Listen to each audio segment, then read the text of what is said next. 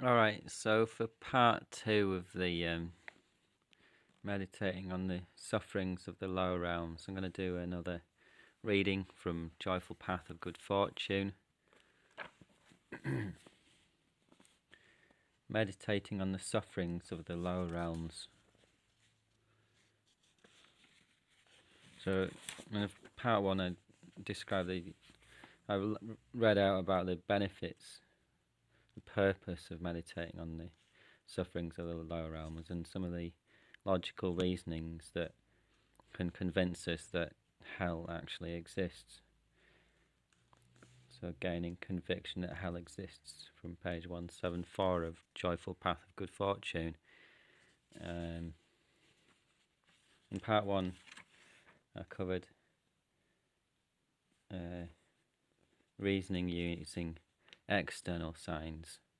So in this part two I'm going to cover reasoning using internal signs.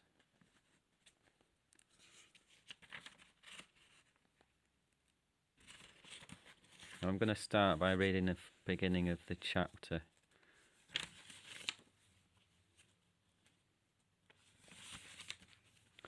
The sufferings of the lower realms. Meditating on the suffering of the lower realms. There is no point in meditating on the sufferings of the lower realms if we do not believe that these unfortunate states actually exist and that we ourselves can experience them. Those who have pure faith in Buddha's teachings believe that rebirth exists because it was taught by Buddha. If we cannot gain conviction in this way, we need to meditate using further ways of reasoning. One way is to investigate the opposite point of view held by many people today and held in the past by a non-Buddhist school called Charvaka. According to this nihilistic view, our death is like a candle flame going out. When we die, our body perishes and our mind ceases to exist. According to the Charvakas, death is total extinction with no continuity. They deny rebirth because they cannot distinguish between gross and subtle levels of mind, and so they assume that all minds are gross minds that cease at death. It is true that gross minds, such as our ordinary waking consciousnesses, do cease temporarily at the time of death. But nihilists do not discern the most subtle level of mind that remains and continues into the next life. They conclude that all minds are gross minds that cease when we die. Alright, so a lot of people are atheists or similar to this ancient Buddhist, the ancient nihilist view, the Charvakas. But it's only because they can't recognise the subtle level of mind. It's not because they lack intelligence. No.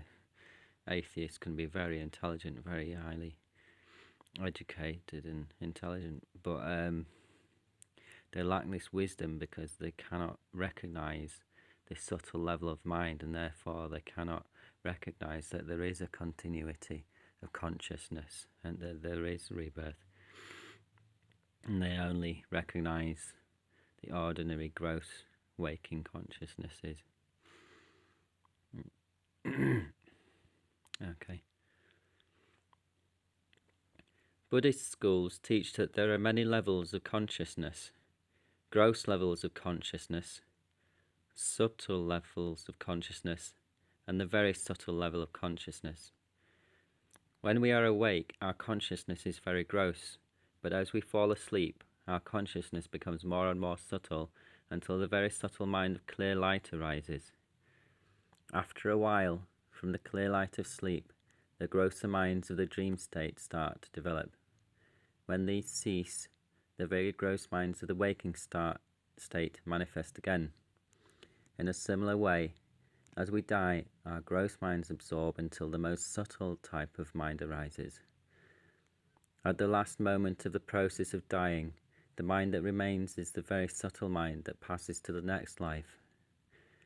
After the clear light of death has ceased, we develop the grosser minds of the bardo, or intermediate state, which is the dream state, and out of the bardo we develop the mind of the next life.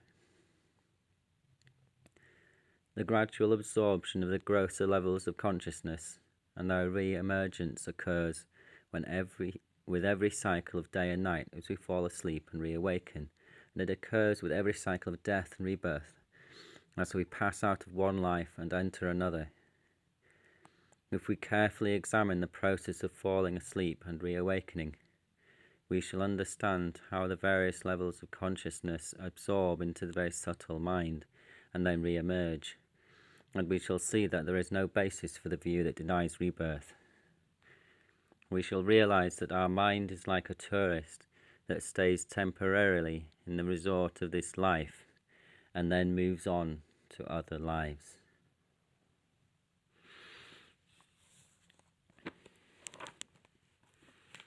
That's what our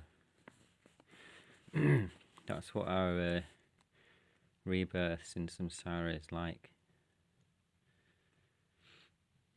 Being like a tourist, moving from one city to another.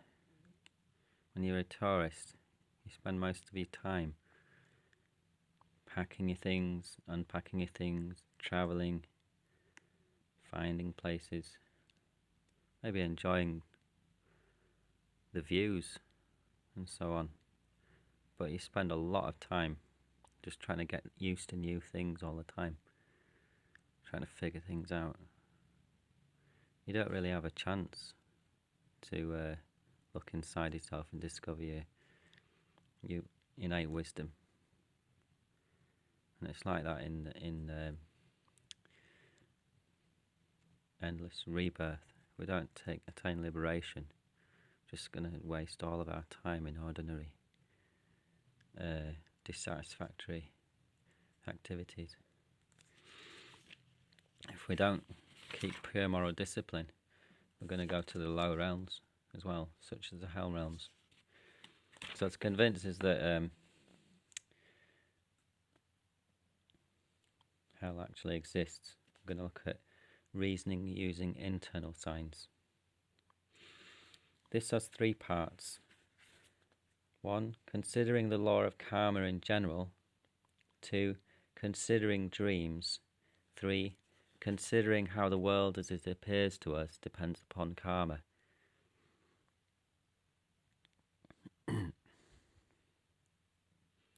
Considering the law of karma in general. Most people, whether or not they are religious, believe that we should engage in virtuous actions and avoid actions that are harmful. If we understand the general law of karma, that good actions produce good results and bad actions produce bad results, we shall understand how hell exists. For hell is the painful, terrifying world that is experienced as a result of the most destructive kinds of bad action. So if you ever have like this experience of like feeling very, very angry, very destructive, imagining killing people or imagining torturing your enemies, but you don't experience the karmic consequence of that mental action, it's because that mental action is a potential on your mental consciousness that can ripen as a rebirth in hell.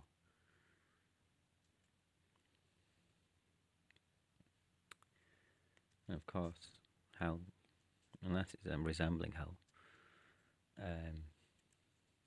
the hell realm only exists after you die, and we exist in lifetime after lifetime. Considering dreams. This line of reasoning is very helpful because it is based on our own immediate experience.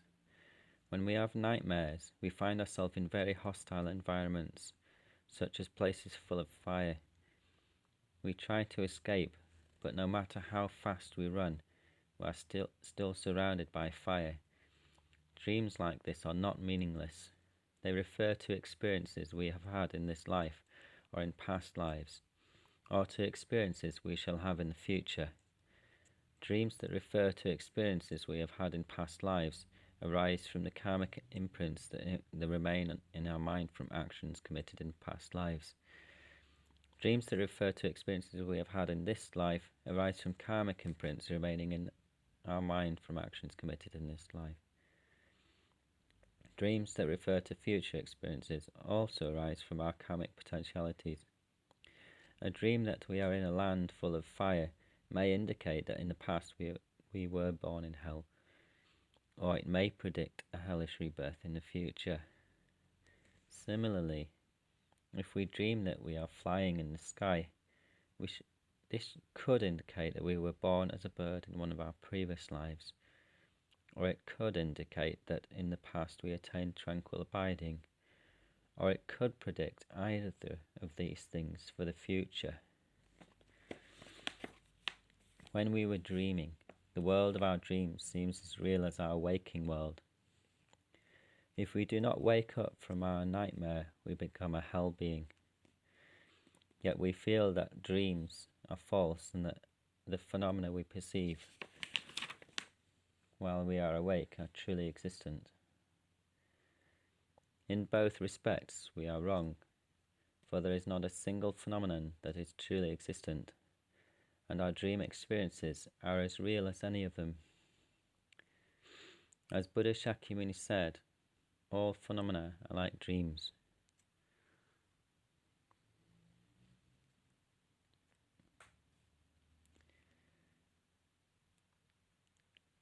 Considering how the world as it appears to us depends upon karma. When we die, the world that we now experience with our sense consciousnesses will become non-existent, and the world that will appear to us when we take rebirth will be entirely new. If we understand this, we shall see that the different worlds do not exist inherently. The way in which our world appears to us depends upon our mind. A pure mind experiences a pure world, and an impure mind experiences an impure world. Of all impure worlds, hell is the worst. It is the world that appears to the very worst kind of mind. The world of a hungry spirit is less impure, and the world of animals is less impure again. The world that appears to human beings is less impure than the world that appears to animals, and the world that appears to gods is less impure than the world that appears to human beings. A mind that is completely pure will perceive the world as a Buddha land, the pure environment of a Buddha.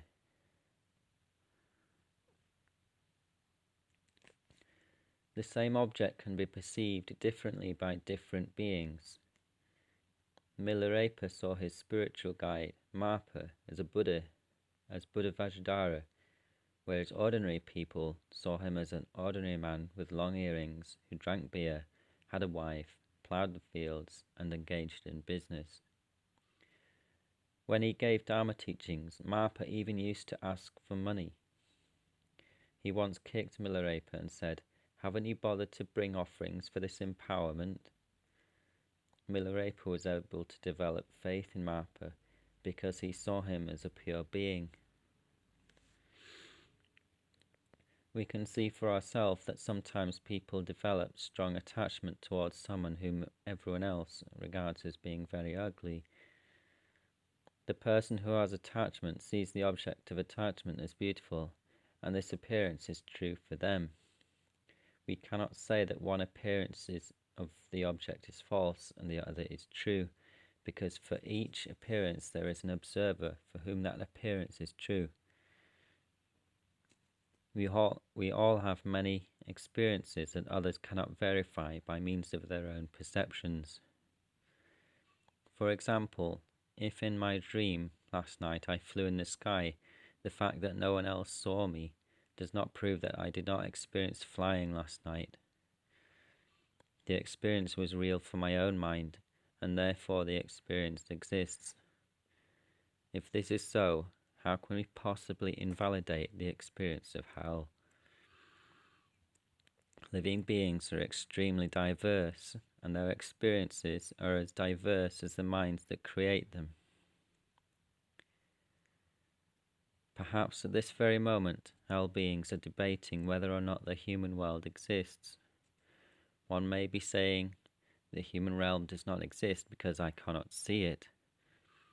Others may be saying, if we create enough merit, we shall take rebirth in the human realm and see it for ourselves. By meditating on these points, we shall understand the diversity of karmic experiences, and we shall become convinced that it is impossible to disprove the existence of hell.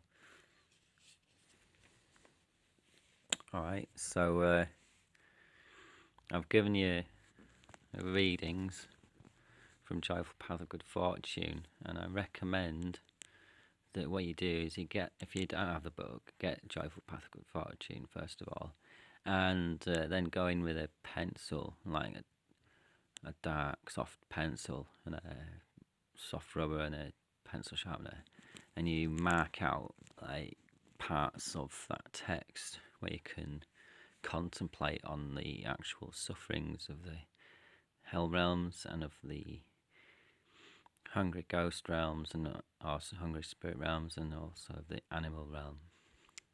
So yes, that's what I recommend you do. Just like, you'll be able to see from some of the other video uploads how I divide up parts of a book and just use a little bit of contemplation and reach a conclusion, a definite conclusion as well. So yeah, I recommend you do something like that by looking into that chapter, The Sufferings of the Lower Realms, in Joyful Path of Good Fortune. Alright. The next upload might be